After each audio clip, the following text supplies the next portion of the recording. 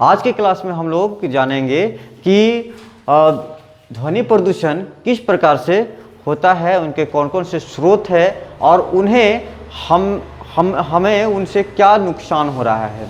ठीक है, और साथ में ये भी जानेंगे कि इसे किस तरह से रोका जा सकता है।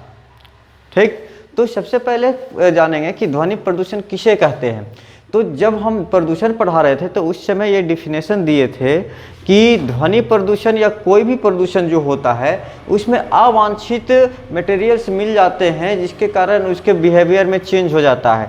मतलब कि उसके या तो भौतिक या रासायनिक या जैविक गुण में परिवर्तन हो जाता है, जिसके कारण हम उसका उपयोग नहीं कर सकते हैं। तब उसको बोलते हैं कि वो क्या हो गया, प्रदूषित हो गया। तो ध्वनि के साथ भी यही है।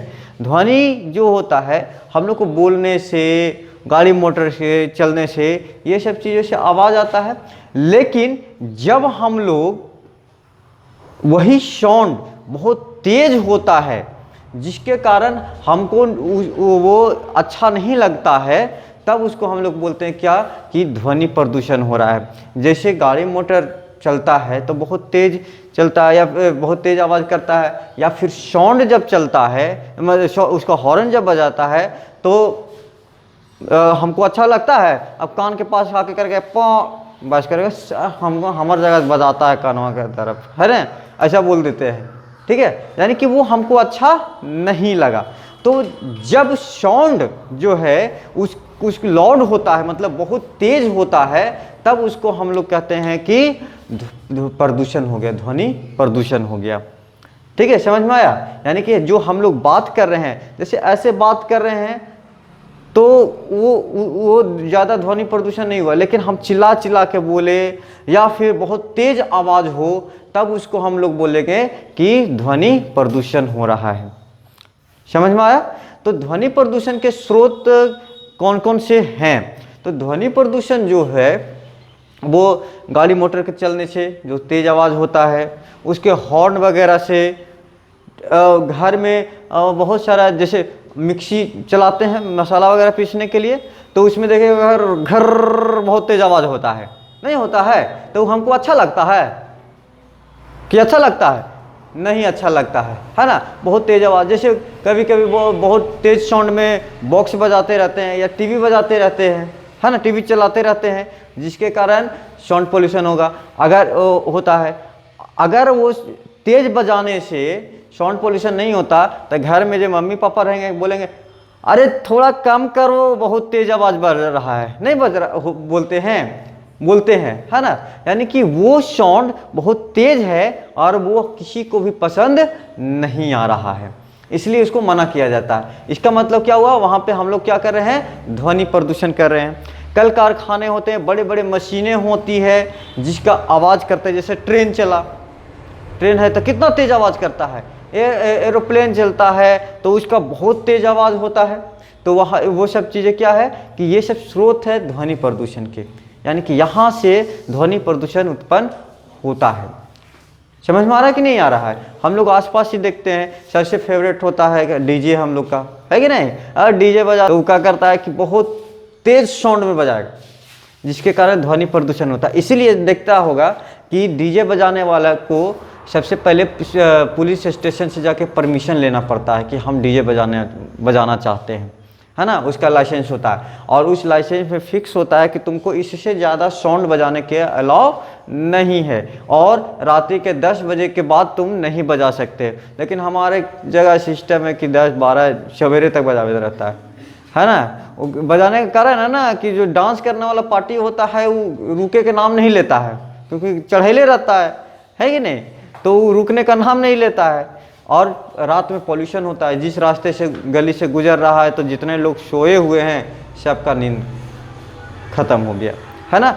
और साउंड जो है वो रात में कुछ ज़्यादा ही तेज़ी से फैलता है ना। बहुत तेज और साउंड लगता है रात में, क्योंकि सब चीज़ें शांत रहता है माहौल, तो आसानी से क्या होता है, सुनाई पड़ जाता है सबको। तो वो रात में और तेज़ होता है, तो रात में वो सब चीज़ें बजता है तो और ज़्यादा साउंड पोल्यूशन होता है। ठीक है। हम लोग देखते हैं कभी कभी जाएंगे हॉस्पिटल या फिर बड़े घर के आसपास या फिर बड़े अधिकारी के घर के पास से गुजरोगे तो वहाँ पे एक सिंबल लगा हुआ रहेगा, हॉर्न छपा रहेगा, उसको काटा हुआ ऐसे रहेगा। ठीक है, हॉर्न का जो सिंबल होगा उस पर ऐसे काटा हुआ रहेगा, मतलब कि वहाँ पर हॉर्न बजाना मना है ना। हॉस्पिटल के पास खास करके ये चीज़ देखने को मिलेगा। क्यों? क्योंकि वहाँ पर हॉर्न बजाने से वहाँ जो मरीज भर्ती हैं वो लोगों को नुकसान हो सकता है। ठीक है, इसलिए हॉस्पिटल साइड में, हॉस्पिटल के पास हॉर्न बजाना गलत है और उसको मना किया गया है। ठीक है, तो स्रोत जो है हमारा ये बहुत सारे हो गए, गाड़ी मोटर हो गया, हम लोग चिल्ला के बोलेंगे वो हो गया, डीजे हो गया, टेलीविज़न हो गया, एरोप्लेन हो गया, बड़े बड़े मशीनरी होता है ना। ये सारे चीज़ों से ध्वनि प्रदूषण होता है।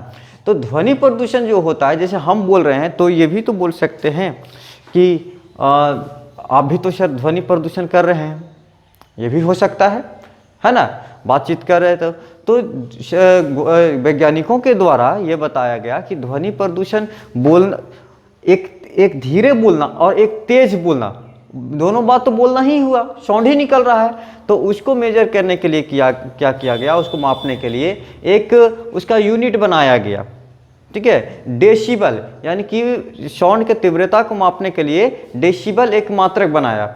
उसे बताया गया कि अगर 45 डेसिबल होता है, ठीक है, अगर 45 डेसिबल होता है तीव्रता हमारे आवाज़ का, तो उसको पॉल्यूशन नहीं माना जाएगा।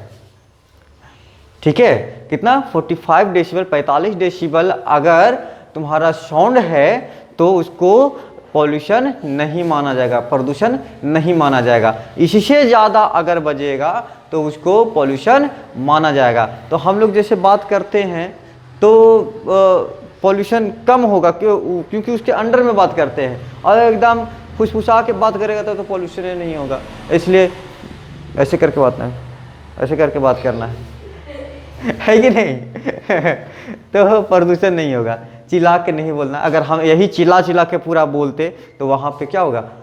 प्रदूषण होगा। तुम लोग को भी अच्छा नहीं लगेगा, है ना, कि सर जब हमको सुनाई पड़ ही रहा है नज़दीक में तो फिर क्यों चिल्ला रहे हैं, है कि नहीं? जैसे बहुत लोगों का होता है कि सामने भी है ना तो इतना ज़ोर से बोलेगा कि लग रहा है कि कितना दूर वाला आदमी को बोल रहा है ना, आदत हो जाता है। तो ये जब अगर 45 डेसिबल से ज़्यादा हो गया तो उसको क्या बोलते हैं कि ध्वनि प्रदूषण हो गया। ठीक, अब ध्वनि प्रदूषण जो होता है उसके बहुत से हानिकारक प्रभाव हैं। ठीक है, इसके बहुत सारे हानिकारक प्रभाव हैं। पहला ये है कि ध्वनि प्रदूषण से तुम्हारे सुनने की क्षमता जो है वो कम हो जाएगा, कम हो जाती है।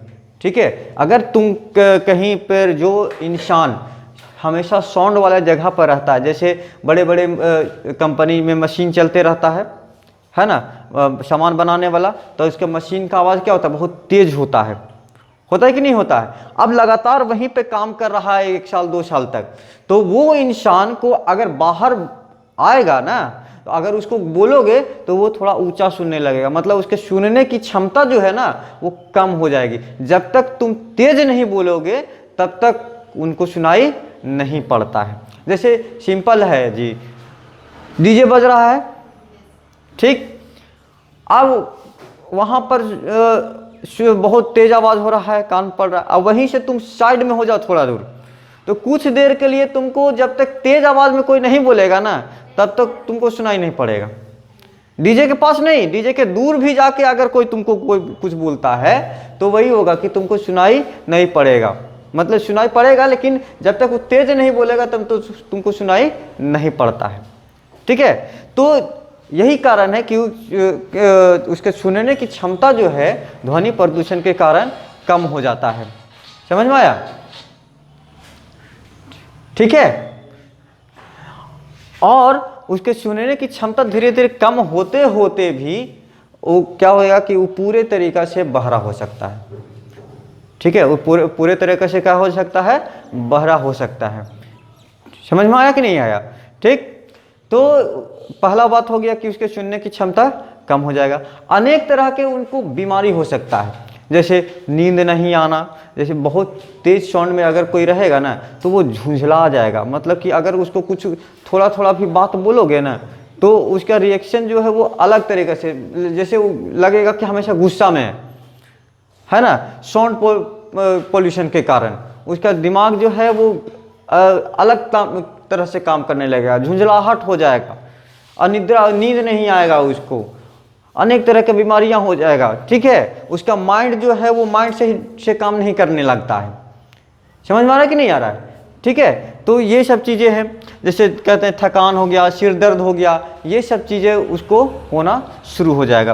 कहता है फिर ब्लड प्रेशर हाई हो जाएगा, ब्लड प्रेशर हाई हो जाता है, मतलब उसका ब्लड जो है, ब्लड सर्कुलेशन जो है, जो हमारे शरीर में ब्लड घूमते रहता है, खून जो घूमते रहता है, तो उसको क्या होगा, बहुत स्पीड में चलने लगेगा। इसीलिए कभी देखोगे कि जब तेज साउंड के पास रहोगे तो तुम्हारा दिल का जो धड़कन है ना वो थोड़ा तेज हो जाएगा। समझ में? जैसे डीजे की साउंड के पास ही रहोगे, साउंड तेज गाना बजते रहेगा तो तुम्हारा धड़कन जो है अगर धक धक धक धक कर रहा है, करता है कि नहीं करता है? हाँ करता है, बिल्कुल करता है। तुम देख लेना ये चीज़। ठीक है, तो क्या हो जाता है कि हमारे हृदय का जो गति है वो तेज हो जाता है, रक्तचाप बढ़ जाता है, ब्लड प्रेशर बढ़ जाता है, जिसके कारण वो क्या होता है कि उसको कभी कभी हार्ट अटैक भी हो सकता है। जब हार्ट अटैक कैसे होता है, उसके हृदय की गति जो है ना वो बहुत तेज हो गया। ठीक है, बहुत तेज हो जाता है। ठीक है, तो जब तेज हो गया तो ऐसा किसी को अगर हार्ट अटैक वाला बीमारी है, ठीक है, और वो बहुत तेज साउंड में कभी कभी गया तो उसको क्या हो सकता है कि उसको हार्ट अटैक आ सकता है। ठीक है, उसको हार्ट अटैक आ सकता है क्योंकि उसका रक्तचाप जो है, ब्लड प्रेशर जो है वो हाई हो जाएगा। समझ में आ रहा है? ठीक। अब कहता है क्रोध तथा स्वभाव में उत्तेजना पैदा होता है, मतलब कि अगर ज़्यादा देर तक साउंड में या ज़्यादा साउंड में हमेशा वो आदमी रहता है तो वो चिड़चिड़ा हो जाएगा।